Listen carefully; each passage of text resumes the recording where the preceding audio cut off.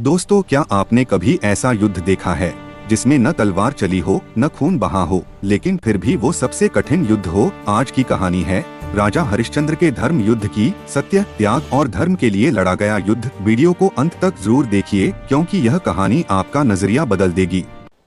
प्राचीन भारत में अयोध्या के राजा हरिश्चंद्र को इतिहास और पुराणों में सत्य और धर्म का प्रतीक माना जाता है। उनका जीवन इस बात का प्रमाण है कि धर्म युद्ध केवल रणभूमि में नहीं बल्कि जीवन की हर परीक्षा में लड़ा जाता है। धर्म का संकल्प राजा हरिश्चंद्र ने जीवन में एक ही वचन लिया था, चाहे प्राण चले जाएं, पर सत्य और धर्म नहीं छोड़ूंगा। उनका यह वचन ही उनके धर्म युद्ध की शुरुआत बना। परीक्षा की शुरुआत। ऋषि विश्वामित्र ने राजा की सत्यनिष्ठा की परीक्षा लेने का निर्णय लिया। उन्होंने राजा से दक्षिणा में पूरा राज्य मांग लिया। राजा हरिश्चंद्र ने बिना विरोध के कहा, यदि यह धर्म के लिए है तो राज्य भी त्याग दूंगा। उन्होंने अपना राज्य, धन, वैभव सब कुछ त्याग दिया। पर युद्ध अभी समाप्त नहीं हुआ था। सबसे कठोर युद्ध।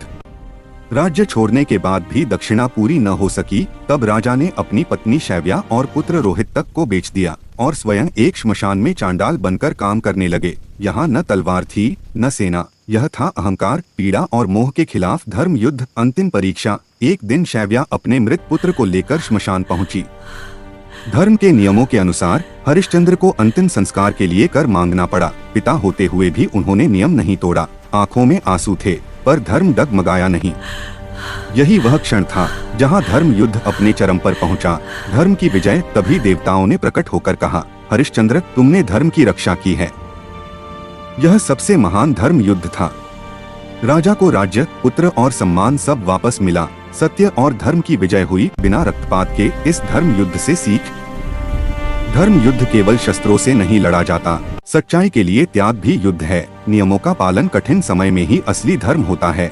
धर्म की विजय देर से सही पर निश्चित होती है। संदेश। महाभारत का युद्ध हो या राजा हरिश्चंद्र का जीवन, धर्म युद्ध का अर्थ है सही के साथ खड़े रहना, चाहे उसकी कीमत कितनी भी बड़ी क्यों न हो। अगर आपको यह कहानी प्रेरणादायक लगी हो तो वीडियो को लाइक करें, शेयर करें और ऐसे ही धर्म और इतिहास की कहानियों के लिए चैनल को सब्सक्राइब करें। धन्यवाद।